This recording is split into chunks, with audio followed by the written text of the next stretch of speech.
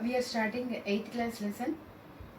First, I want to welcome you all to the new class. And in that first module, first history lesson, first module we are going to discuss. So, before going to enter into the topic, I will ask you some questions, right? So, in that, first, what is history? Do you know, right, already? Yes. Reading about the past, learning about the past is called as history, right? So, in that way here, whenever, simply if your mommy or daddy went out, they have seen some accident or something, some incident they have seen, they are explaining you about that. Means, what will you ask immediately? Accident. When it was happened? How it was happened? Where it was happened? Like that questions you will ask, right? Means you want to know about that particular incident, where it was happened, when it was happened, how it was happened, like that you want to know. You are very interestingly, you are very anxietily, you will ask about the incident, right? So in that way here, now today's our topic is how, when and where. In that,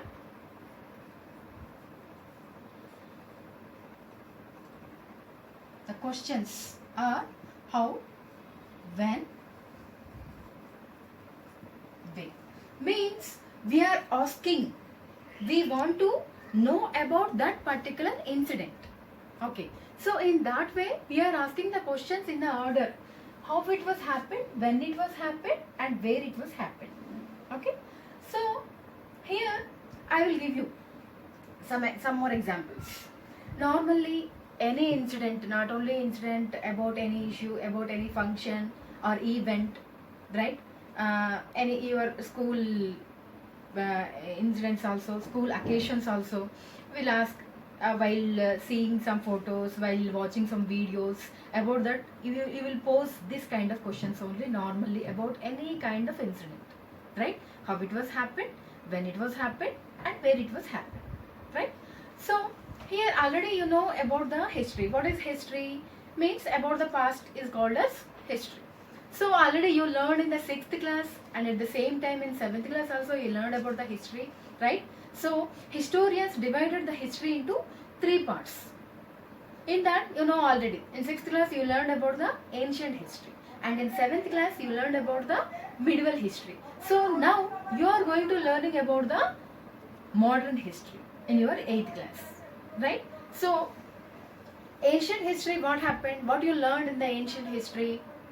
Normally, how people search for their food, and what kind of life they led in that moment, right?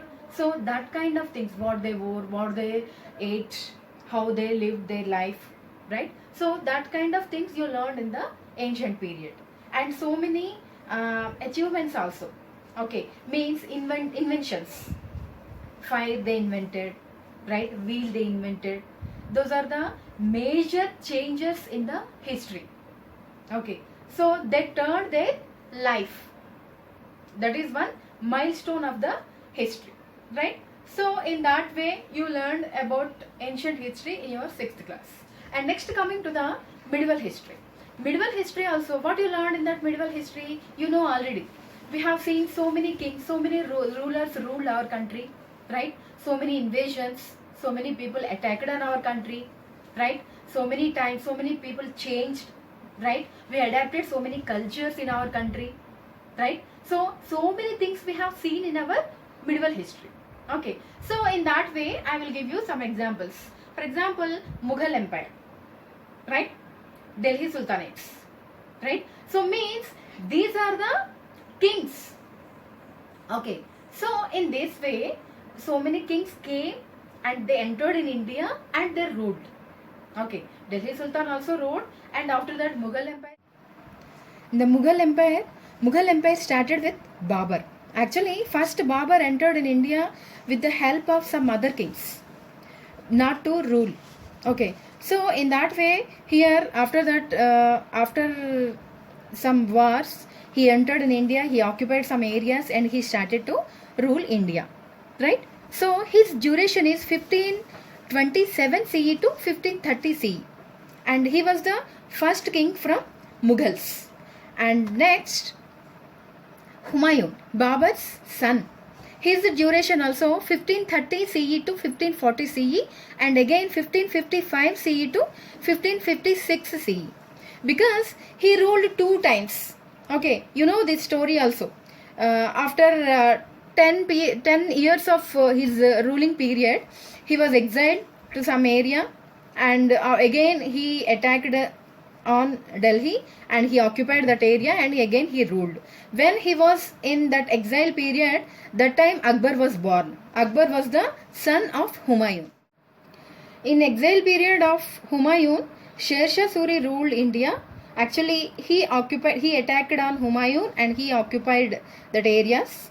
And this exile period means in between 1540 CE to 1545 CE, Sher Shah Suri ruled.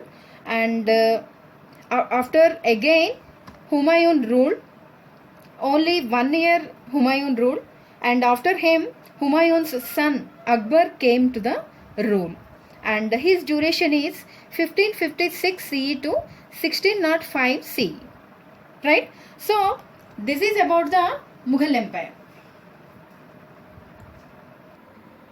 So that is about the Mughal period. Actually, you know that all the things, but once again I repeated what happened there.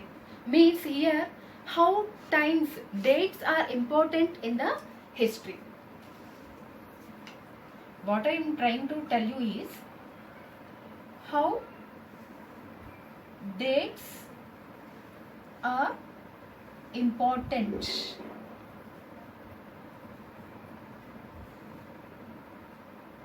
in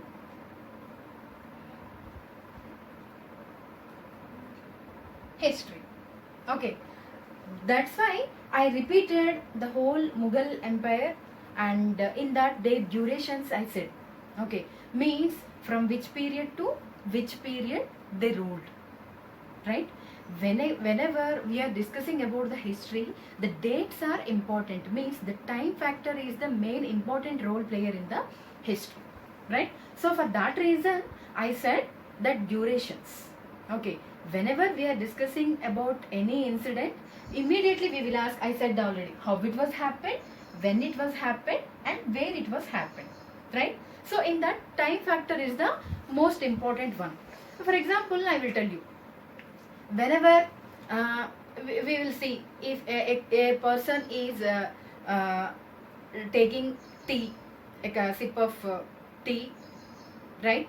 So that time what we will think, when people started to drink tea, when people started to drink coffee, right? Like that means that kind of questions will come in our mind. Okay, not only that, if you see newspaper also, whenever people started to read newspaper, right, means that kind of questions will come in our mind. Okay, means about the past, we are very interested to know about the past. So here about newspapers I will tell you one thing.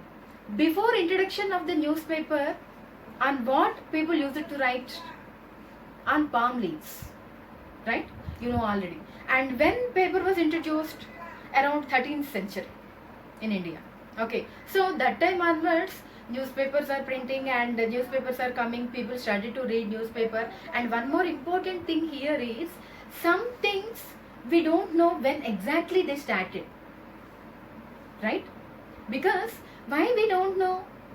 For example, the same thing just now I said, I gave as an example, when people started to drink tea, that we don't have any time, we don't have any particular date for that. Okay, so even that newspapers also, when people started means one particular one fine day they started? No, we can't say like that. Okay, so in that way, for some things, for some incidents, we can't give the exact dates, accurate information we are not able to provide. Only approximate informations only we can give. Okay, so in that way here so many things are there. Okay, in the history For dates, so many things are there. How people started to eat, how people started to growing the crops, how people started to leading a luxurious life, right? For this kind of things, we are not able to give one particular date. Okay, so for that here, how dates are important in history means, one more example I will tell you about. In the medieval period, already I said, the medieval period we have so many incidents. Okay, and in that the end of means, which is the duration of medieval period, first 8th to 18th century. So in that the end of the medieval period, Britishers entered in India, right? You know already. Okay, so means in that period onwards, from 18th century onwards, modern history started, right? So for that modern history also, now technology is developed. We are using so many technological gadgets in our daily life also, phones, mobiles, TV, right? Even everything in our, even household things also, fridge, washing machine, like that, electronic gadgets we are using in our home, right? So in that way, here how can we say without date about any particular incident or any particular thing or any particular event or any particular product? How can we say, right? Without date or without time, without mentioning the time factor, we can't say, right? So approximately, at least we need to give some information about the incident or about that particular thing or product. Okay, so in that way we will consider, we will tell how the dates are more important role players in the history. And here one more interesting thing is, I heard that history is very boring, right? Means many people said about history, it is very boring because it is all about the memorizing of dates. Okay, is it true? This kind of conception, is it true?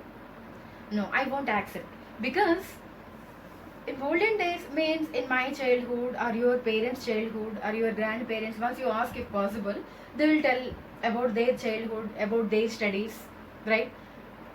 That time they will tell, we don't have teaching aids, we don't have experiential learning, we don't have digital classes in our school, right? Like that they will tell.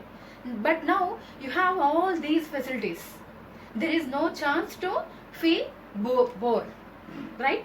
So, and one more thing here, you can ask your grandparents also about their past.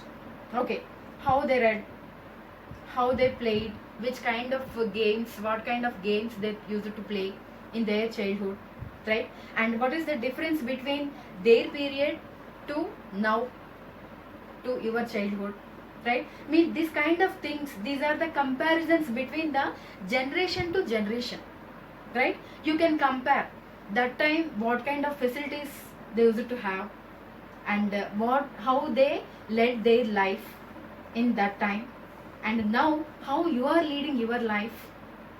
Okay, so after listening all the things from your parents or grandparents, you can come to one conclusion. Okay, now you all are in one safe zone, right?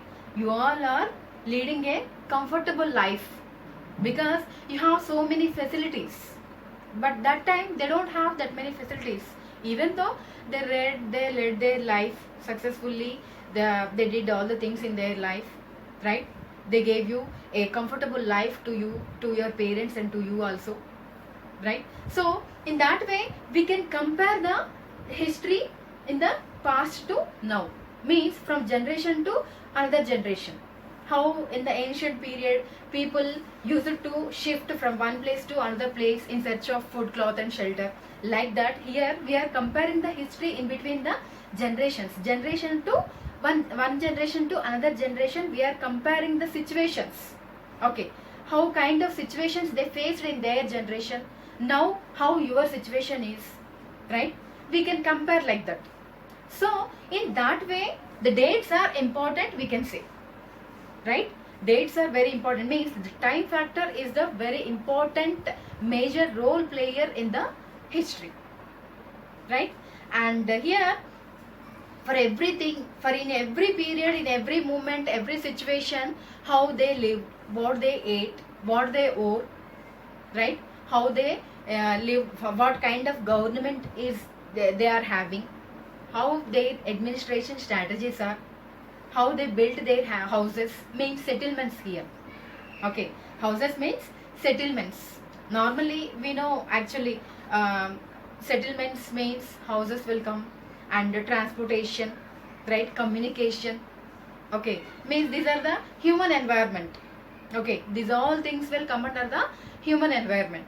So in that way we can say generation to generation, from ancient period they used to live in caves, right, and after that huts with thatched roofs, and after some period they used to construct the walls with mud, with stones, and after that they used they prepared bricks also to construct their houses, right, and after some period we developed, now we are using cement, bricks, right, sand, means a proper constructions each and everybody is having, right, and we have drainage system. Okay, so from ancient period onwards to now, if we compare the situations, we can able to know how the situations are changed, how the technology is developed, how the people changed their life, and how people adopted different cultures into their life.